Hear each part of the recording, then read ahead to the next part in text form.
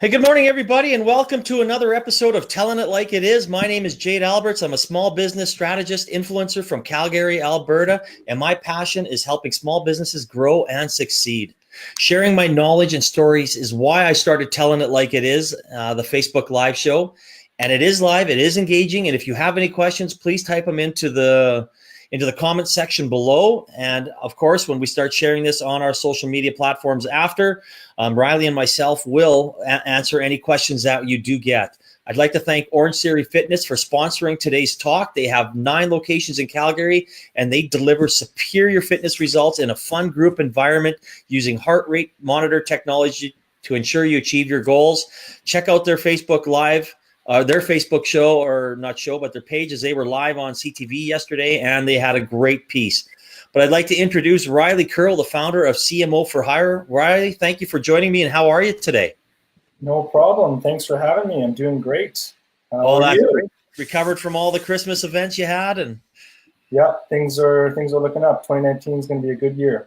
Oh, that's awesome. That's good to hear. I know you and I met, probably about 6 or so months ago, maybe a little longer, at a Rainforest Alberta networking event. So as I kind of like to stress that it's nice to get out there and you never know who you're going to meet, as a fellow small business owner. And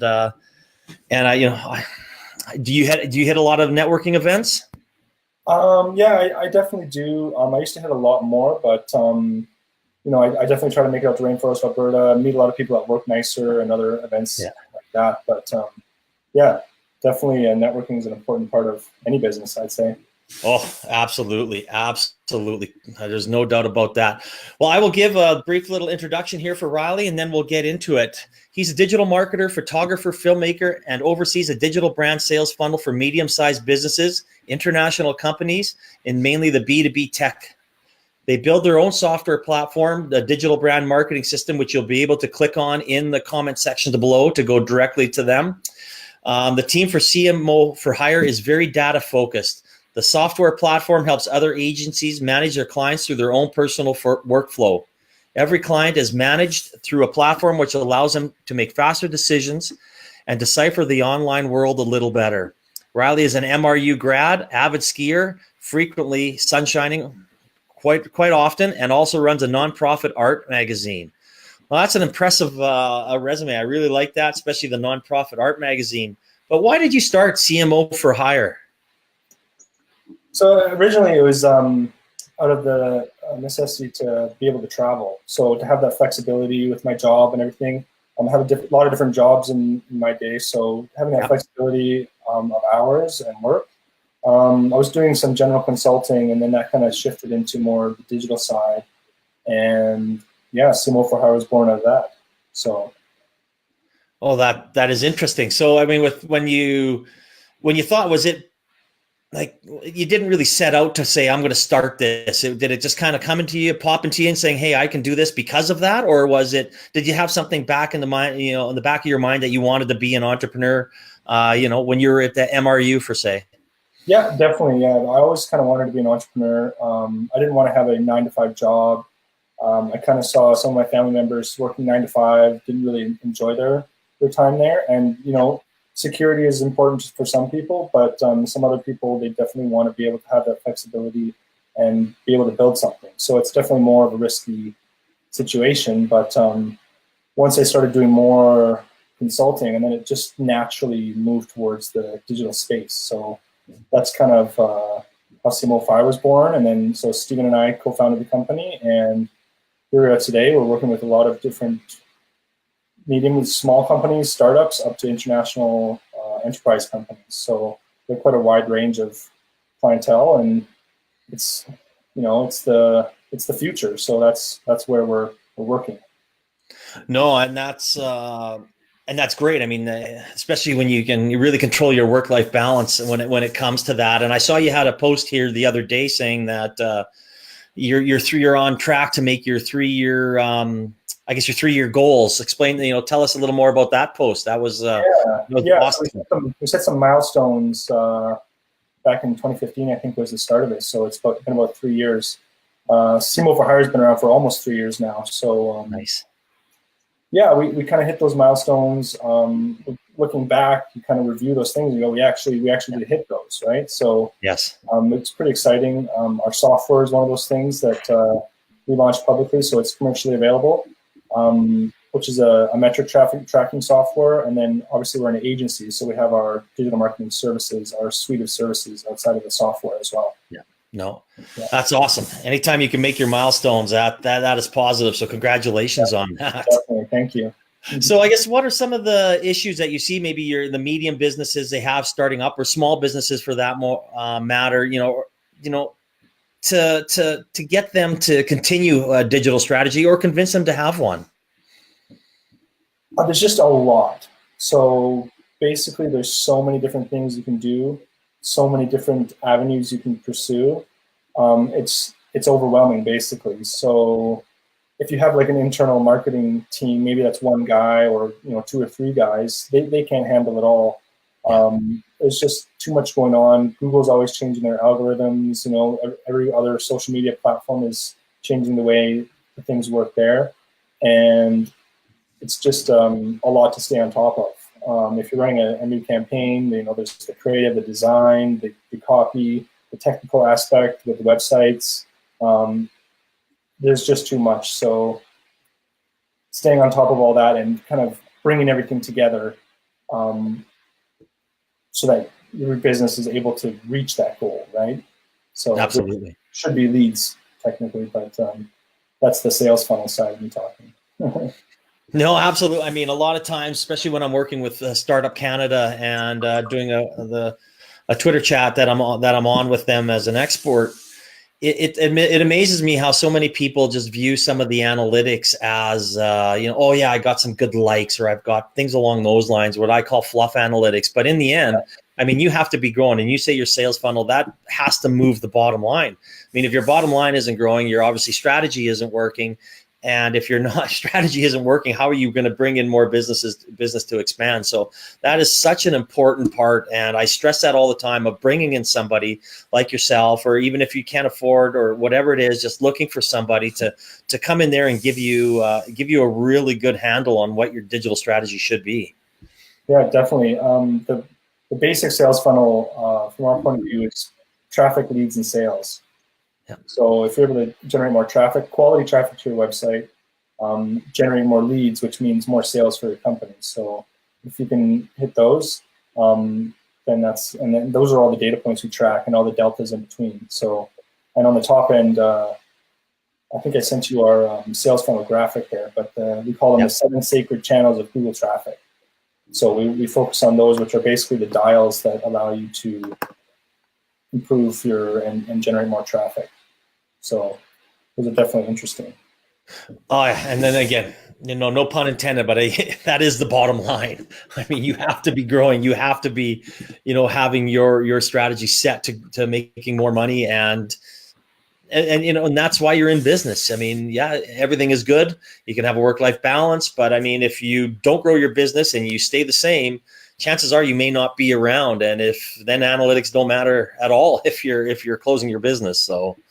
Yeah, exactly. So, and that's what our software is all about as well, is tracking that data and bringing everything together, including your Google spreadsheets, your Google documents. So it's all focused around G Suite, which allows us to display dashboards, including Google Analytics dashboards, Google AdWords, everything else. So we find we make decisions faster, and we know where everything is using our software with our clients, and that helps us move forward. No, that's awesome. That is great. And again, those people can, if you want to look at how CMO builds their own platform, just click in the comment section. It's down there. It's easy to look at. So let's talk analytics for a bit. I mean, I know all analytics are kind of important. I said some of them are fluff, but when it comes to Facebook or Google's, which should be the top of mind, and small business should focus on, which, maybe give a list of your top 3 to 4, 5, even 5 analytics from Google that they should look at. Yeah, so when you're looking at Google Analytics, obviously somebody comes to your website, their traffic, you want quality traffic. So quality traffic means they're engaged on your website. So if somebody comes to your site, half those people bounce, or whatever your bounce rate is. The people that remain are the ones that are engaged on your site. So They're viewing multiple pages on your site. Their average duration is above 2 minutes, let's say.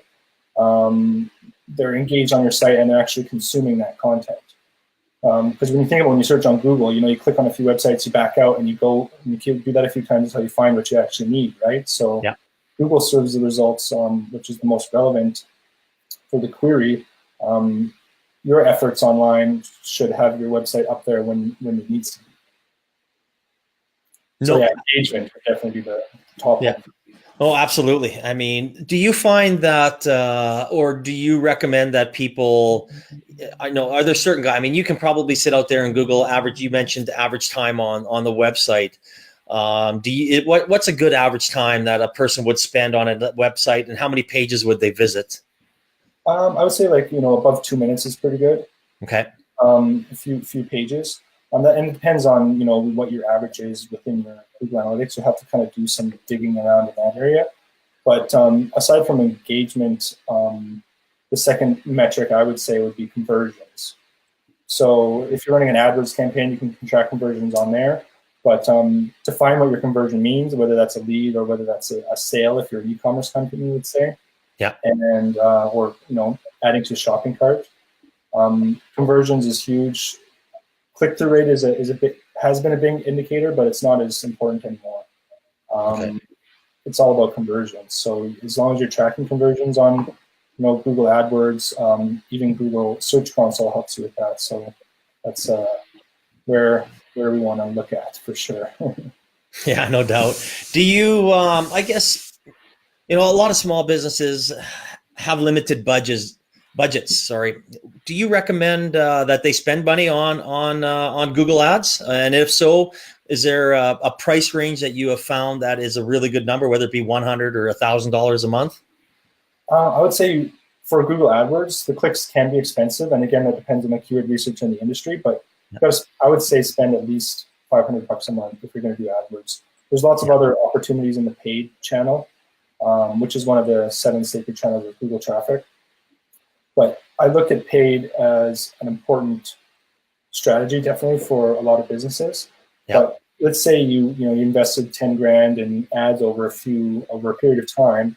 If you stop that spend tomorrow, then the ads stop, right? Yeah. So it's a great immediate strategy to get clicks because your ad goes to the top of Google, right? Because you pay for it. But the longer term game is organic search, right? So you want to tell Google what's on your site. That's why a blogging strategy is really important, the content on your website. So the organic game is more of a long-term strategy, which allows Google to tell what you're doing and serve your results organically, which is free, except for all the effort you put into optimizing your website, which is not free, right? No, absolutely. Yeah, it's and it's something that I stress, right? I mean, a lot of people I see out there just they think they have a strategy, but they're very basic. They do a little bit of this, a little bit of that. They try and do a blog. It might be once every 2 or 3 months, and it's just not doing it. So I always say, when you're doing your Google Ads, that's great. I say that's a good way, easy way to kind of get people to your website. But as you're doing that, you better be working on your content to get your organic look up there as well. So that's a great piece of advice, Riley. Exactly, and we call those silos. Like that's how I like to explain it. A lot of companies are operating in silos. So they have their social media strategy over here with their social team. They have their AdWords stuff over here, and they have some organic search. And they have an email list as well. But they're all kind of operating independently, and they kind of need to work together to reach the goals that you want, right? Everybody has to kind of talk to each other, and you can have a better message that is consistent across all channels. No, absolutely. That is so true. So true. And I believe, as shocking as it is, and I work on digital strategy as well, this is probably the first conversation I've had about Google Ads, which is actually shocking. But I mean, 2019, I really wanted to start off, and I had Doyle on last week and yourself this week to really focus on, getting people in that mindset of focusing on their digital strategy, because it is so important in moving your business forward, in today's business world. Yeah, definitely. And when I think about Google Ads, we lump that under the paid channel, right? So paid traffic, that can include Facebook ads. There's tons of stuff. Bing ads, right? Don't discount other search engines. So that's the paid channel. And then we talked about the organic search channel. Actually, it's interesting. The number one indicator, which is another one of the channels, is direct traffic. So people coming directly to your site. Google is starting to put a lot more weight on that because they already know who you are, and they went directly to you, right? They typed in your URL in the search bar, and then boom, they're there. So Google likes that, and they'll start to serve your site a little more if you get more direct traffic. So it's an important one. No, and absolutely, and I always stress, like for a gentleman, for example, that might be in a business owner that's wearing 7 hats, and he thinks he has a good digital strategy, but he doesn't see the benefits of it paying off. I always say, bring in someone to help you. It doesn't cost a lot of money. It could be a short-term contract. They could teach you the analytics. They can show you what the analytics mean. And it's very, very important that you understand, as you said, like why, how long, what does a minute, what's the bounce rate, what's the exit rate, yada, yada, yada, that type of stuff. So you just don't think that you're having success when you might not know what they mean. Yeah, exactly. And then it's a matter of figuring out what those metrics mean and how you can translate them into your business, right? A lot of people, they don't understand it. And just like you said, it's all about education. So if you don't understand something, right? Like if you don't understand something, you're not going to go out and do it, right? Yeah. Because you don't know what it is, right? So if you don't know what it is, you're not going to hire somebody to come in and help you with that. So if you learn more about it, do a little bit of your own research, and then reach out to people and learn more about it, then because you're the one running your business, you know the industry the best. Having a partnership with an agency or a good marketing guy is going to be invaluable. But you have to have that knowledge of the company internally too, right? Absolutely, and you said it.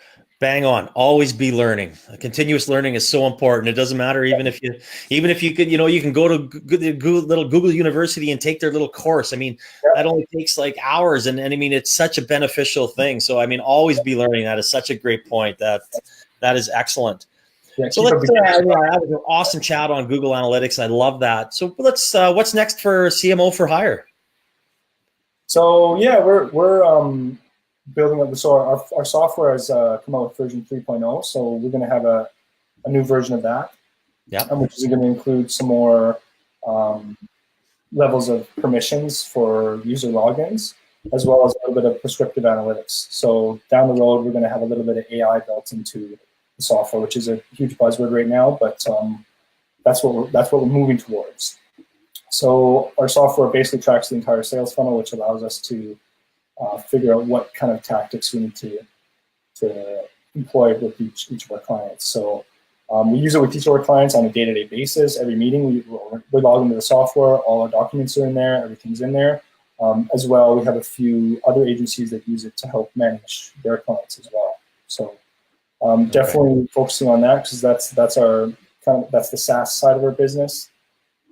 And then continuing to serve our clients and drive results for them, and build a bigger freelancer network to bring on more clients and do more work. Oh, nice. Those are great goals. I guess it just builds on the milestones that you've already achieved, which is awesome. So that I'm looking forward to watching you guys grow. And I mean, I know I follow you on all your platforms, and I know you're very active, which is great. And I highly recommend. As you and I have gotten to know each other over the last 6 to 8 months, I've been really impressed, and we've met at Work Nicer before, and you've ran me through your platform, and I was thoroughly impressed with it. It is outstanding for sets. Should be very proud of that. Yeah, perfect. Thank you so much. It was a big accomplishment for us for sure. No, absolutely. So I always ask the last question I always ask is, if you had one piece of advice, you might have to think back to 3 years ago, maybe even a little bit longer, to when you started out. What's your one piece of advice that you have for small business owners or startups as they get going? Yeah, I really like that question. I would say keep going forward and just keep moving forward until you achieve some successes. So they may be some small successes, but it's the longer term journey that you're looking towards, right? Yeah. So you're not sure where you're going to be 3 years from now, 5 years from now, maybe 10 years from now. But as long as we keep taking those steps forward and learning, right? Always have a beginner's mind is what I like to say. Yeah. and then surround yourself with those individuals who support you and that you can learn from, and that are a positive influence, because the people that are around you are going to be kind of who you turn into. So just keep grinding away. Don't, try to learn from your community and those people that have been there before you, and you can get there a little bit quicker. But yeah, and don't be afraid to fail. So you're going to have some failures, but you're going to have some successes. But you can't have successes without the failures. So that's the important thing. No, absolutely. And those successes, which I think are very important. And as you said, something even little should be celebrated. It might even be just going out for a drink, after work with your staff to say, hey, we made that goal. I mean, and it just make sure everybody has that buy-in, as you said, especially the people around you, because the employees are the heartbeat of your company, and they need to feel that they own part of it. So it just goes such a long way. Yeah, and actually I would say, so failures are actually, I consider them successes, because that means you learn something, right? So have more failures and successes. It's the same word to me. No, I agree. I 100% agree. Well, I appreciate you taking time out of your schedule and coming on and sharing your knowledge. That Google Analytics information is, I think people will really benefit from what you spoke about today. So again, thank you very much for coming on. No problem, Jade. I really appreciate it. Awesome. And again, thank you to Orangetheory Fitness for sponsoring this.